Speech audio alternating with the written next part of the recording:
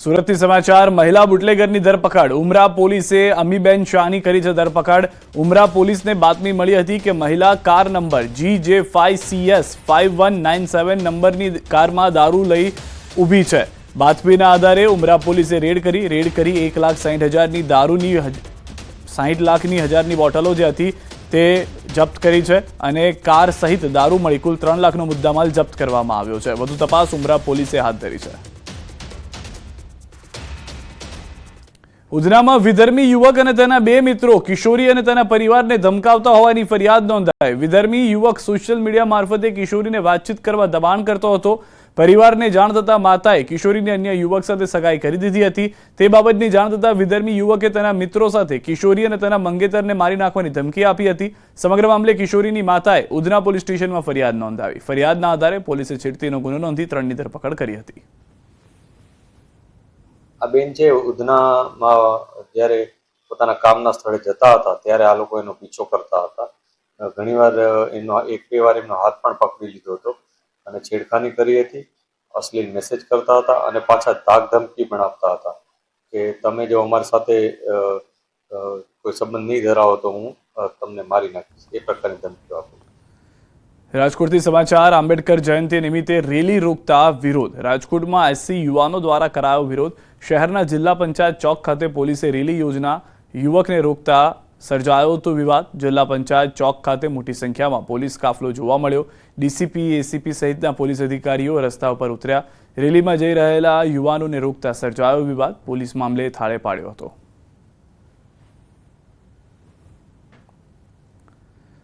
દાહોદના વહીવટીતંત્રે લીધો છે મોટો નિર્ણય। સરકારી કચેરીની 200 મીટરની ત્રિજ્યા માટે નિર્ણય। 200 મીટરની ત્રિજ્યામાં ઉપવાસ ધરણા પર પ્રતિબંધ।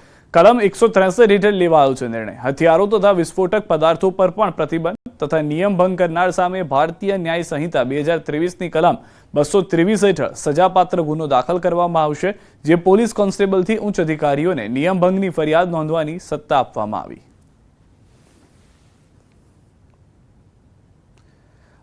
આણંદના ઉમરેઠમાં કોન્ટ્રાક્ટરની ઘોર બેદરકારી। 100 થી 150 ફૂટ ઊંચાઈએ જીવના જોખમે કામ કરતા શ્રમિકો જોવા મળ્યા। સુરક્ષા નેટ વગર ઊંચાઈએ ભર બપોરે જોખમી કામ કરતા શ્રમિકો જોવા મળ્યા છે। ગરમી 12 થી 4 કામ ન કરવા વહીવટીતંત્રએ તાકીદ કરી છે, છતાં નિયમોને નેવે મૂકી કોન્ટ્રાક્ટર દ્વારા કામ કરાતા શ્રમિકો જોવા મળ્યા છે। શું કોન્ટ્રાક્ટર કોઈ મોટી દુર્ઘટનાની રાહ જોઈ રહ્યા છે? ઉમરેઠ ટાઉન પાસે થામણા ચોકડી પાસે નવી પાણીની ટાંકીનું કામ ચાલી રહ્યું છે। ઉમરેઠમાં નલ સે જલ યોજના અંતર્ગત પાણીની ટાંકીનું કામ થઈ રહ્યું છે। આટલી ઊંચાઈએ ભર બપોરે જીવના જોખમે કામ કરતા શ્રમિકોને જોઈ લોકો આશ્ચર્યચકિત થઈ ગયા હતા। બે મહત્વની વાત અહીંયા આગળ છે, ન તો સેફટી નેટ જોવા મળી રહી છે અને બપોરના સમયે 12 થી 4માં શ્રમિકો પાસે કામ ન કરાવવાને નિયમનો ભંગ થઈ રહ્યો છે।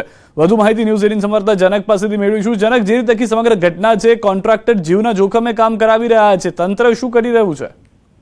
જે ચોક્કસ આ ઘટના આણંદ જિલ્લાના ઉમરેઠ શહેરની છે। થામણા ચોકડી પાસે હાલ પાણીની ટાંકીનું કામ ચાલી રહ્યું છે અને અત્યારે ઉનાળાનો ધગધગતો તાપ પણ શરૂ થયો છે, ત્યારે કોઈ પણ જાતની સુરક્ષાની નેટ વગર આટલી હાઈટ ઉપર તમે વિઝ્યુઅલમાં પણ જોઈ શકશો કે આવી રીતે આ જે મજૂરો છે એમની પાસે કામ ચાલી રહ્યું છે।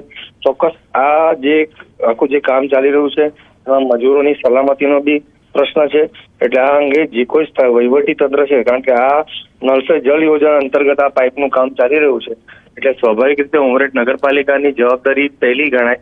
એટલે ચોક્કસ આ ઉમરેઠ નગરપાલિકાની ઘોર બેદરકારી કહી શકાય।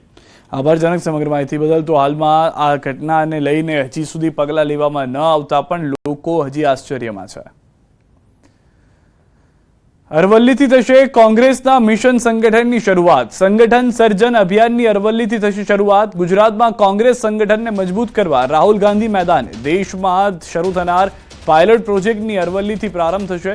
ગુજરાતના જિલ્લાઓના કોંગ્રેસના સક્ષમ પ્રમુખો પસંદ કરવા અભિયાન। 16 એપ્રિલે મોડાસા આવશે રાહુલ ગાંધી। સ્વામિનારાયણ મંદિર હોલ ખાતે યોજશે સંગઠન સર્જન અભિયાન। બૂથ સમિતિના કાર્યકરોને સંબોધશે રાહુલ ગાંધી। જિલ્લા કોંગ્રેસ સંગઠનને પડતી અગવડો વિશે સાંભળશે રાહુલ ગાંધી। અરવલ્લી જિલ્લા કોંગ્રેસ સમિતિએ કરી પત્રકાર પરિષદ। દિગ્ગજ નેતા રાહુલ ગાંધીના આગમનને લઈને કોંગ્રેસમાં બેઠકોનો દોર શરૂ થઈ ચૂક્યો છે। 16 તારીખે બુધવારના રોજ અરવલ્લી જિલ્લાની અંદર રાહુલજી પોતે આવી રહ્યા છે। અમારા જેટલા પણ અહીંયા 1200 જેટલા બૂથો છે, બૂથના તમામ અમારા આગેવાન મિત્રો, કાર્યકર્તાઓ, બૂથ લેવલના જે કામગીરી કરતા વ્યક્તિઓને યોગ્ય પ્રમાણનું માર્ગદર્શન રાહુલજી દ્વારા પૂરું પાડવામાં આવશે. ડ્રગ્સ પકડવા મુદ્દે રાજકારણ તેજ છે. શક્તિસિંહ ગોહિલની એક્સ પર પોસ્ટ: ગુજરાત ડ્રગ્સ દાણચોરીનું પ્રવેશ દ્વાર બની ગયું છે. ડ્રગ્સના વેપારને રોકવામાં સરકાર નિષ્ફળ. તો જે રીતે ટ્વીટ કરવામાં આવ્યું છે અને આજે જે 1800 કરોડનું અંદાજિત ડ્રગ્સ પકડાયું છે તેને લઈને શક્તિસિંહનું આ ટ્વીટ હોવાનું માનવામાં આવી રહ્યું છે. શક્તિસિંહ ગોહિલે એક્સ પર આ પોસ્ટ કરતા સ્પષ્ટ કર્યું છે કે અનેક લોકો ગુજરાતના દરિયાને ખોટી રીતે ઉપયોગમાં લઈ રહ્યા છે.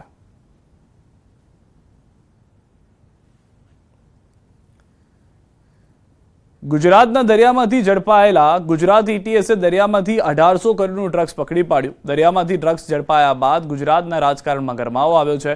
કોંગ્રેસ પ્રદેશ અધ્યક્ષ શક્તિસિંહ ગોહિલે સોશિયલ મીડિયાના માધ્યમથી સરકાર સામે સવાલ ઉઠાવ્યા તો ભાજપના પ્રવક્તા યજ્ઞેશ દવેએ વળતો પ્રહાર કર્યો. પોલીસનું મનોબળ વધારવા બદલે કોંગ્રેસ આક્ષેપ કરે છે તો બીજી તરફ આ મામલે કોંગ્રેસ પ્રવક્તા મનીષ દોશીનું નિવેદન. મનીષ દોશીએ સવાલ કર્યો કે અજાણ્યા શખ્સો કરોડોનું ડ્રગ્સ ઠાલવી જાય અને ભાજપ સરકાર વાહવાહી કરે, પરંતુ ડ્રગ્સ ઠાલવતા આકાઓ કેમ નથી પકડાતા?